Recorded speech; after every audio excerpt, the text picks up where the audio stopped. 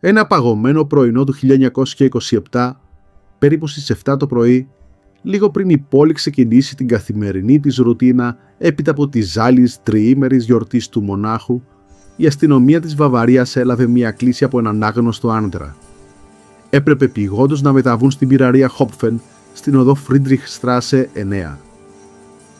Πάνω στην μπάρα κοίτονταν πεσμένο το άψυχο σώμα του ιδιοκτήτη Johannes Wagner, ενός σαραντάρι γεροδεμένου άντρα που είχε απασχολήσει τις αρχές ούκο λίγες φορές για υποθέσεις που σχετίζονταν με τη νύχτα, καθώς και για πολλές περίεργες επενδύσεις του σε διάφορους επιχειρηματικούς τομείς που πάντοτε κατέληγαν στη χρεοκοπία και στα δικαστήρια.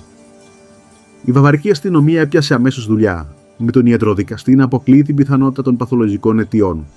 Εξάλλου δεν είχε κάποιο γνωστό ιατρικό ιστορικό, ούτε τραύματα βρέθηκαν πάνω στο σώμα του. Το μόνο ύποπτο έβριμα είναι κάποια παράξενα γαστρικά υγρά στο στομάχι του που δεν είχε ξανασυναντήσει στην καριέρα του. Το καμένο γράμμα που βρέθηκε δίπλα του περιέπλεξε τα πράγματα, όμως σύντομα η αστυνομία ξεχώρισε 3 άτομα που ήταν και οι πιο πιθανοί ύποπτοι για την τέλεση του εγκλήματος. Πρώτος ανακρίθηκε ο αδερφός του θύματος Λούκας Βάγνερ, που ήταν σύμφωνα με τον ίδιο ο άνθρωπος που ειδοποίησε την αστυνομία. Γνωστός μικροκακοποιός και μόνιμος θαμώνας των αστυνομικών τμήματων, εμφανίστηκε μπροστά στις αρχές με χαρακτηριστική ψυχραιμία και άνεση. Ισχυρίστηκε ότι την προηγούμενη νύχτα η πυραρία ήταν γεμάτη με κόσμο.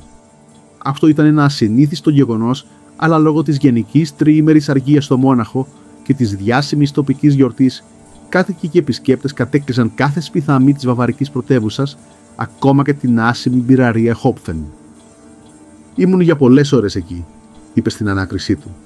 «Ήμουν μέχρι αργά για να βοηθήσω τον Ιωάννης να τα βγάλει πέρα με τόση πελατεία. Είμαι σίγουρος ότι δεν θα βγάλετε άκρη με τόσους που πέρασαν από το μαγαζί», συμπλήρωσε. Ξαφνικά άρχισε να δείχνει έντονα επηρεασμένος από τις συνεχείς ερωτήσεις της αστυνομίας. Αυτό όμως που προβλημάτιζε περισσότερο τις αρχές είναι ότι δυσκολεύονταν να διακρίνουν αν το ύφος του είχε να κάνει με την απώλεια του αδερφού του ή με την οριστική απώλεια των χρημάτων που του χρωστούσε ο Ιωάννης. «Μην χάνετε το χρόνο σας με μένα, μόνο και μόνο επειδή είμαι ένα ρεμάλι. Ψάξτε για αυτούς που είχαν πραγματικό κίνητρο», ζητώντας παράλληλα να αποδεσμεύσουν για να προλάβει τις σημερινές υποδρομίες. Η σύντροφας του Βάγνερ, Κλάρα Φίσερ, βρισκόταν και αυτή στη λίστα των υπόπτων. Δεν θα μπορούσε να λείπει βεβαίως, αφού ήταν αυτή που έφυγε τελευταία από την πυραρία και ήταν η τελευταία από τον ίδιο ζωντανό, σύμφωνα με την κατάθεσή της.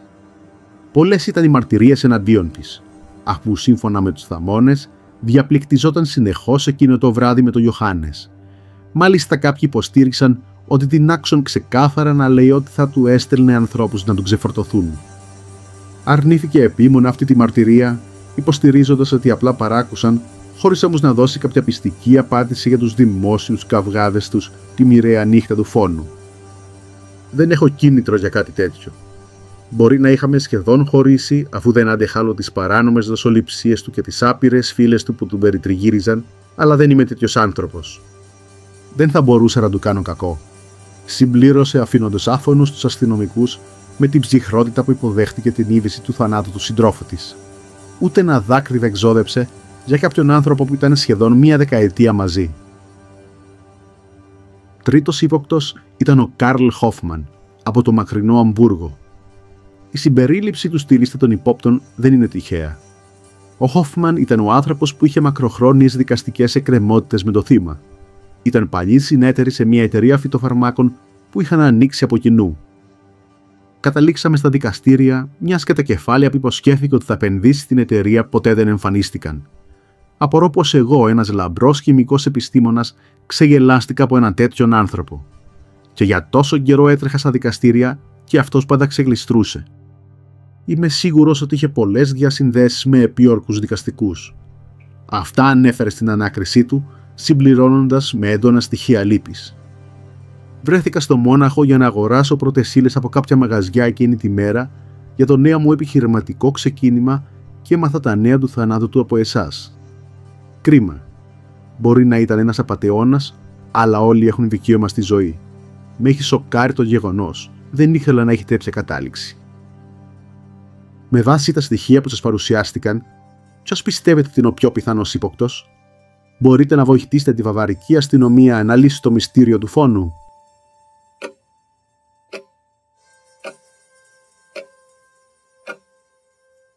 Συγκεντρώνοντας όλα τα κομμάτια του παζλ, μπορούμε με σχετική ασφάλεια να απαγγείλουμε κατηγορίες στον Καρλ Χόφμαν και οι λόγοι είναι συγκεκριμένοι. Ο Χόφμαν ως χαρισματικός χημικός ήταν το πιο πιθανό πρόσωπο που θα μπορούσε να παρασκευάσει ένα δηλητήριο δύσκολο ανιχνεύσιμο και το οποίο με κάποιο τρόπο κατέληξε στο στομάχι του θύματος, ίσως μέσω κάποιου ποτού. Επίσης είχε βασικό κίνητρο να δολοφονήσει το Βάγνερ, αφού μέσω της δικαστικής οδού τα βρήκε σκούρα και ίσως κατέληξε στην αυτοδικία ως λύση στη διαμάχη τους. Παράξενο, αν όχι παραπλανητικό, είναι επίσης και ο ισχυρισμός του ότι διέσχισε σχεδόν όλη τη Γερμανία για να προμηθευτεί πρώτες ύλες. Όμως αυτό που είναι σίγουρα ψευδές είναι το γεγονός ότι κατέληξε να κάνει αγορές στο Μόναχο εν μέσω τριήμερης γενικής αργίας, πράγμα αδύνατο. Στο Μόναχο δεν μπορούσε να κάνει αγορές εκείνη τη μέρα. Το πιο πιθανό όμως που μπορούσε να κάνει είναι να χρησιμοποιήσει τη γιορτή ως κάλυψη για να διαπράξει το έγκλημα μέσα στην κοσμοσή ροή και μετά να χαθεί μέσα στο πλήθος χωρίς να αφήσει ίχνη. Είτε βρήκατε είτε όχι τη λύση, εμείς σας περιμένουμε στην επόμενη υπόθεση. Κάντε like και subscribe στο puzzle για να αποκαλύψετε τον detective που κρύβεται μέσα σας.